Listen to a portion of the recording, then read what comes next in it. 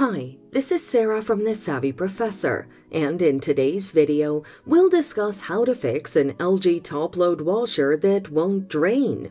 Watch the video until the end to learn how to do this and more. The following are some of the common reasons why your LG top-load washer won't drain: a bent drain hose or a clogged drain pump filter. Here's how to fix the issue. Straighten the drain hose. Pull your LG top-load washer far from the wall and straighten the bent drain hose. If this doesn't work, clean the drain pump filter. To do this, use the following steps. Turn off your LG top-load washer, and on the lower back of your LG washer, locate the cap.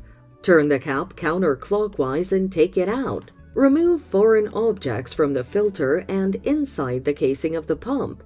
Return the cap and turn it clockwise. And there you have it. Follow these steps to fix an LG top-load washer that won't drain. Thanks for watching. Till next time.